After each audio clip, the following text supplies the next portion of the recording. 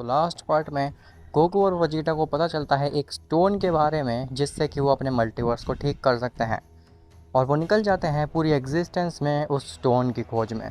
अब उसके आगे, लेकिन उससे पहले तुम वीडियो को लाइक करो और अगर तुम्हें ऐसी ही मांगास और मूवीज़ देखना पसंद है तो चैनल को भी सब्सक्राइब कर देना ताकि आगे आने वाली वीडियोस तुम्हें सबसे पहले मिल सकें। खैर, तो गोहान और ब्रोली पहुंचते हैं ज़ेनो की पैलेस पे, जहाँ पे वो देखते हैं कि ज़ेनो, ग्रैंड प्रिस्ट और ज़ालामा ये तीनों ही काफ़ी ज़्यादा उदास लग रहे होते हैं और काफ़ी ज़्यादा फ्रस्ट्रेटेड लग रहा होता है।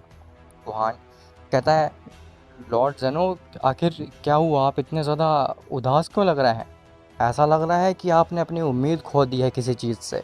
ब्रोली कहता है, गोहान, ये सब फालतू बातें बाद में पूछना, सबसे पहले मेन बात पूछनी है हमें।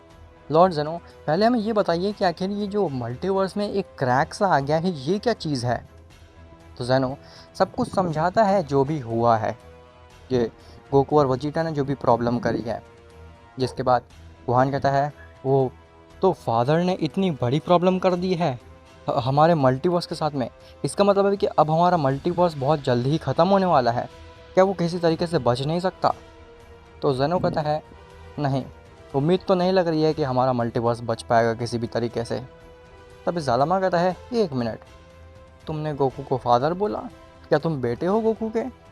तो गोहान कहता है, हाँ लॉर्ड ज़ालामा, क्या आपको ये बात नहीं पता थी? मेरे फादर गोकू हैं। ज़ालामा कहता है, बेशक वो तुम्हारे फादर हैं, लेकिन मुझे लगता है कि उनसे होशियार तुम हो। गोहान कहता है, आपका मतलब क्या? आखिर मैं समझा नहीं। तो ज़ालामा कहता है, तुम्हें मैंने काफ़ी समय से देखा है, तुम एक सुप्रीम डिस्ट्रॉयर हो और तुम काफ़ी अच्छे से अपने काम को निभा रहे हो। जब से तुम सुप्रीम डिस्ट्रॉयर बने हो तब से हमारे मल्टीवर्स में कोई भी प्रॉब्लम नहीं आई है और यूनिवर्सेस एकदम स्मूथली चल रहे हैं। तुम्हें पता है कि तुम्हारी बाउंडेशंस क्या हैं और तुम कोई भी गड़बड़ नहीं कर रहे हो अपने काम से related as a supreme destroyer.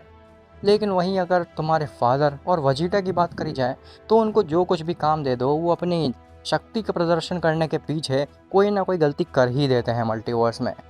इसीलिए मुझे लगता है कि तुम्हारे फादर को तुमसे कुछ सीखना चाहिए कि अपने बाउंडेशन के अंदर रह करके कुछ काम करने चाहिए, ना कि अपनी अ, अपने आप को स्ट्रॉन्ग दिखाने के लिए और अपनी ईगो को सेटिस्फाई करने के लिए पूरे मल्टीवर्स को खतरे में डालना चाहिए।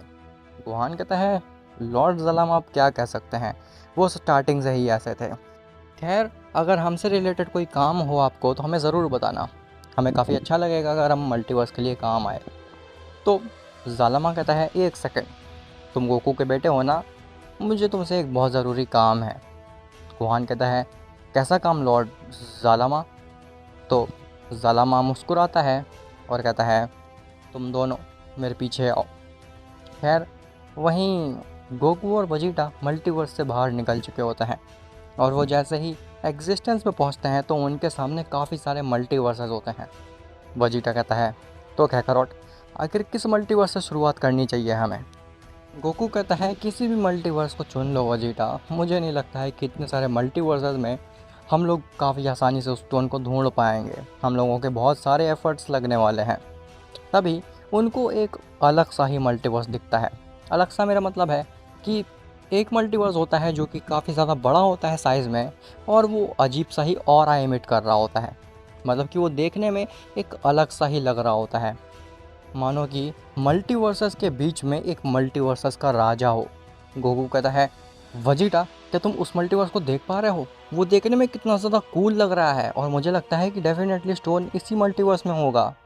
वजीटा कहता है, हाँ क्यों नहीं, तुम्हारी बात मान लेते हैं इस बार गोकू, और चलते हैं इसी मल्टीवर्स में। जिसके बाद गोकू और वजीटा सीधे जाते हैं उसी मल्टीवर्स की ओर, जो कि काफ़ी ज़्यादा यूनिक होता है।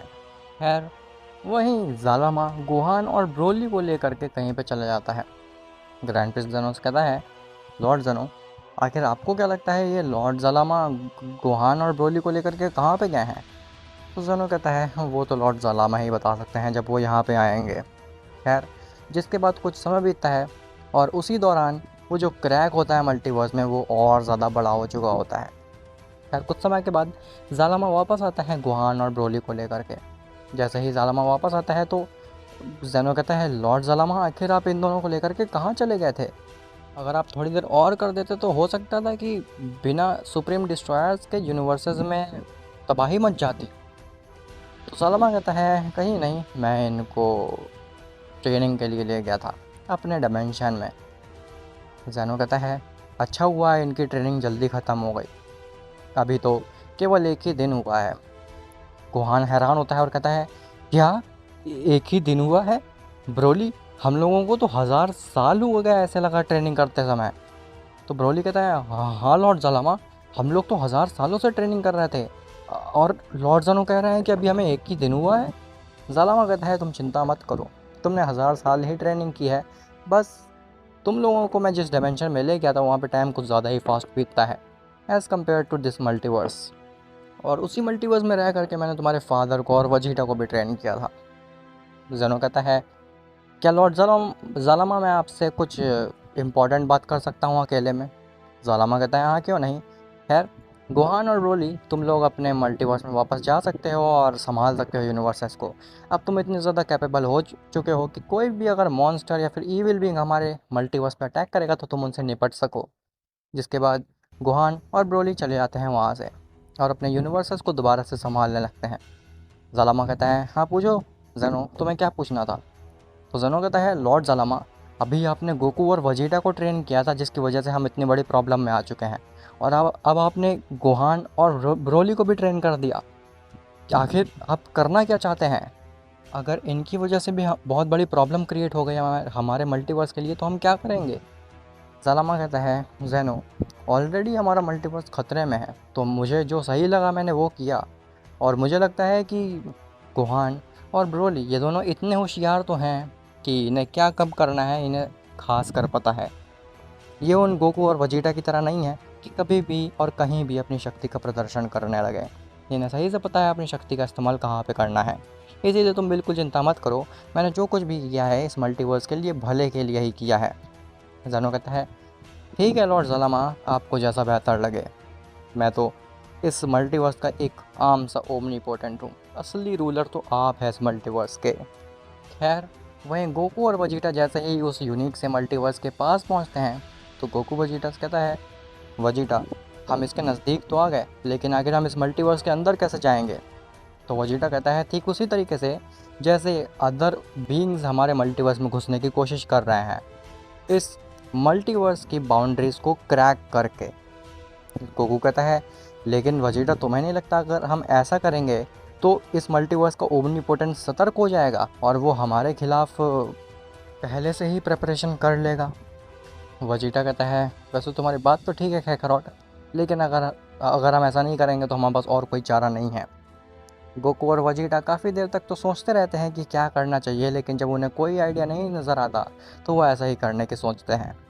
गोकू और वजीटा पीछे हटते हैं उस मल्टीवर्स में और अपने फाइनल फ्लैश और कामेहामेहा को उस मल्टीवर्स के ऊपर मार देते हैं। लेकिन जैसे ही उन दोनों के अटैक उस मल्टीवर्स के नज़दीक पहुंचते हैं ऐसा लगता है कि उस मल्टीवर्स ने उन दोनों के अटैक को सोख लिया है।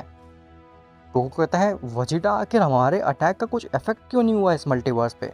जैसे ही गोकू वजीटा उस मल्टीवर्स के नज़दीक पहुंचते हैं तो वो मल्टीवर्स अपने आप ही गोकू वजीटा को अंदर खींच लेता है, मानो कि किसी ने जानबूझ के ये चाल चली हो। खैर गोकू वजीटा जैसे ही उस मल्टीवर्स के अंदर पहुंचते हैं तो गोकू कहता है वजीटा, इस मल्टीवर्स के अंदर घुसना इतना कुछ मुश्किल काम नहीं था, हम लोगों ने फालतू में अपनी एनर्जी वेस्ट करके फाइनल कामेहामेहा मारा। वजीटा कहता है हाँ, खैर वो सब जो भी हो, अब हमें ढूंढना चाहिए उस स्टोन को, लेकिन ये इतना बड़ा मल्टीवर्स है, हम एक साथ जा करके तो नहीं ढूंढ सकते उस स्टोन को, हमें डेफिनेटली अलग अलग जाना होगा। गोकू कहता है वजीटा तुम्हारा आइडिया अच्छा है लेकिन मुझे नहीं लगता ये काम करेगा, क्योंकि तुमने सुना नहीं लॉर्ड ज़लामा ने क्या कहा था कि ये काम बहुत ज़्यादा मुश्किल हो सकता है और अदर मल्टीवर्सेस में हमसे भी स्ट्रॉन्ग बीइंग हो सकते हैं, इसीलिए अलग अलग जाना मुझे नहीं लगता कि एक अच्छा आइडिया होगा, हमें एक साथ ही रहना चाहिए। वजीटा कहता है ठीक है, वैसे तो मुझे तुम्हारी कोई ज़रूरत है नहीं, लेकिन अगर तुम इतना ही ज़्यादा डर रहे हो अकेले जाने से तो फिर मैं ज़रूर तुम्हारी बात मानने के लिए तैयार हूँ। गोकू कहता है ऐसा है कि मैं तुमसे डर बिल्कुल भी नहीं रहा हूँ और मैं ना किसी से डरता हूँ, मैं चाहूँ तो अकेले जा सकता हूँ, लेकिन यहाँ पे अपने दिमाग से काम लेने का समय है, तुम अपने आप को ज़्यादा होशियार मत समझो वजीटा। तभी उनके पास दो बींग्स चल कर के आते हैं। वो दोनों बींग गोकू और वजीटा को ऐसे देख रहे होते हैं मानो कि वो गोकू वजीटा को खा जाएंगे। गोकू वजीटा उन दोनों बींग्स को देख कर के एकदम दंग रह जाते हैं, क्योंकि वो बींग्स देखने में काफ़ी ज़्यादा बड़े होते हैं, जैसे कि ब्रोली बर्ज़र्क जाने के बाद हो जाता है। गोकू कहता है, आखिर तुम दोनों कौन हो, और क्या तुम दोनों इस मल्टीवर्स के ओमनीपोटेंट हो? तो वो दोनों बीइंग कहते हैं, नहीं, हम इस मल्टीवर्स के ओमनीपोटेंट तो नहीं हैं, लेकिन हम अच्छी तरह जानते हैं कि तुम दोनों कौन हो और तुम दोनों यहाँ पे क्यों आए हो। ऐसा बोल करके वो दोनों बीइंग गोकू वजीटा को गर्दन से पकड़ लेते हैं और उनको ले जाते हैं अपने प्लेनेट की तरफ। वो जैसे ही गोकू और वजीटा को अपने प्लेनेट में लेके जाते हैं, तो गोकू वजीटा ये चीज़ देख कर के हैरान हो जाते हैं कि उस प्लेनेट में बहुत सारे सेयन्स हैं। वजीटा कहता है, ये कैसे हो सकता है? क्या दूसरे मल्टीवर्स में भी सेयन्स एग्जिस्ट करते हैं? नामुमकिन, ऐसा कैसे हो सकता है? तभी वो जो दोनों बीइंग्स होते हैं जो कि गोकू और वजीटा को पकड़ के लाए होते हैं, वो कहते हैं, क्या तुमने हमें नहीं पहचाना? हम कौन हैं? हम हैं लेजेंडरी सुपर सेयन्स। खैर, वहीं दूसरी तरफ गोहान और ब्रोली मल्टीवर्स को काफ़ी सही से संभालने लगते हैं, लेकिन तभी अचानक से उनका जो मल्टीवर्स का क्रैक होता है वो बहुत ही ज़्यादा बढ़ जाता है, और उस क्रैक में से एक बीइंग निकल के आता है। वो बीइंग काफ़ी ज़्यादा अजीब सा दिख रहा होता है, मतलब कि उसका कोई शेप नहीं होता है। जैसे कि जेनो का एक शेप है बॉडी का, जालामा का बॉडी का एक शेप है, लेकिन उस बीइंग का कोई शेप ही नहीं होता है बॉडी का, एकदम डिट्टो की तरह, अगर तुमने पोकेमॉन देखा है तो। खैर, तो ये बीइंग मल्टीवर्स में आता है और कहता है, हाँ, ये मल्टीवर्स, मैं कितने समय से ढूंढ रहा था इस मल्टीवर्स को। इतने समय से इस मल्टीवर्स के ओमनी बीइंग ने इस मल्टीवर्स को छुपा करके रखा था।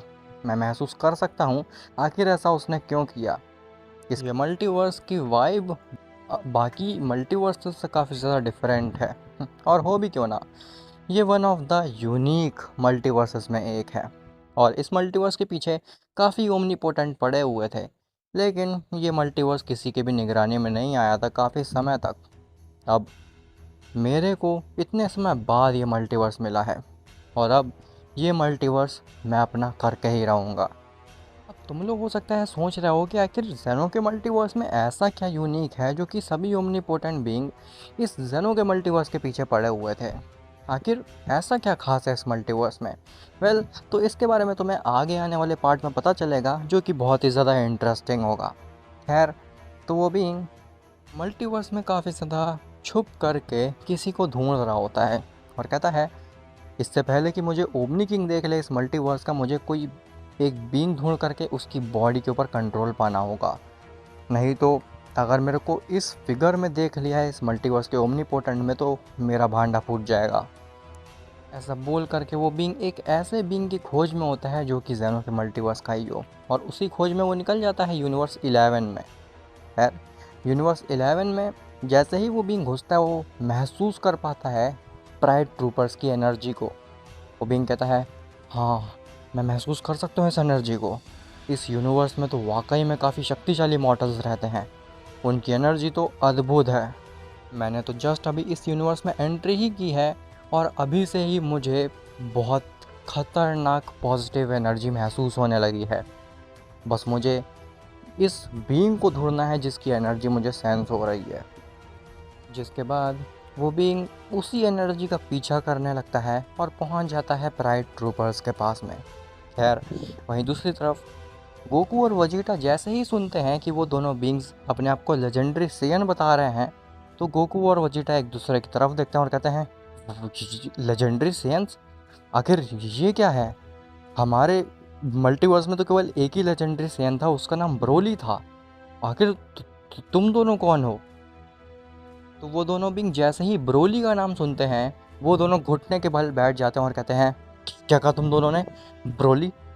तुम्हें हमारे लॉर्ड का नाम कैसे पता? आखिर वो हमारे मल्टीवर्स के लॉर्ड हैं, और वो सबसे स्ट्रॉन्गेस्ट बीइंग है सभी मल्टीवर्स में। गोकू वजीटा से कहता है, वजीटा, कहीं हम कोई सपना तो नहीं देख रहे हैं, या फिर हमारे कान खराब हो चुके हैं? आखिर ब्रोली इतना ताकतवर कैसे हो सकता है कि वो इन सब का लॉर्ड बन सके? मुझे तो नहीं लगता है ऐसा कभी भी हो पाएगा। वजीटा कहता है, तुम ठीक कह रहे हो काकारोट, इवन हमारे मल्टीवर्स का ब्रोली भी इतना खतरनाक नहीं है कि वो हमें सरपास कर सके। तभी एक आवाज़ आती है, क्या कहा तुमने? ब्रोली कमज़ोर है। जैसे ही गोकू वजीटा अपने सामने देखते हैं तो सामने से ब्रोली चल करके आ रहा होता है। लेकिन इस मल्टीवर्स का ब्रोली साइज़ में काफ़ी ज़्यादा बड़ा होता है और उसकी बेस फॉर्म ही इतनी ज़्यादा खतरनाक होती है कि केवल उसके चलने मात्र से ही वो पूरा प्लेनेट हिल रहा होता है। इवन उसका ऑरा भी इतना खतरनाक था कि उसके अगल बगल में जो सेयंस थे वो इवेपोरेट हो जा रहे थे। लेकिन इस मल्टीवर्स का ब्रोली काफ़ी ज़्यादा चिल नज़र आ रहा था। ऐसा लग रहा था कि ब्रोली ने अपनी गुस्से के ऊपर काबू करना सीख लिया है। खैर, ब्रोली कहता है, क्या कह रहे थे तुम दोनों? तुम्हारे मल्टीवर्स का ब्रोली कमज़ोर है और मैं कभी तुमसे आगे नहीं निकल सकता हूँ? ऐसी बात है तो फिर अब मुझे काफ़ी ज़्यादा इंटरेस्ट है तुम दोनों से फ़ाइट करने में, और मैं ये देखना चाहता हूँ आखिर तुम इतने ज़्यादा कॉन्फिडेंट कैसे हो अपनी एनर्जी को लेकर के। ऐसी कौन सी चीज़ तुमने अचीव कर ली है? गोकू वजीटा की तरफ देखता है और कहता है, वजीटा तुम्हें क्या लगता है हमें इसकी चुनौती मंजूर करनी चाहिए? वजीटा कहता है, हाँ क्यों नहीं कैकरॉट, हम इसी पल का तो हमेशा इंतज़ार करते हैं। जिसके बाद गोकू और वजीटा भी अपने आप को रेडी कर लेते हैं ब्रोली के साथ फाइट के लिए। खैर, अब क्या गोकू और वजीटा मिल करके ब्रोली को हरा पाएंगे या फिर इस मल्टीवर्स का ब्रोली डिफरेंट है जेनो के मल्टीवर्स से? और आखिर जेनो के मल्टीवर्स में जो बीइंग आया है, आखिर उससे कौन रोकेगा? क्या गोहान और ब्रोली इतने पावरफुल हैं कि वो उस बीइंग को रोक सकें? वेल, ये सब तुम्हें पता चलेगा नेक्स्ट पार्ट में।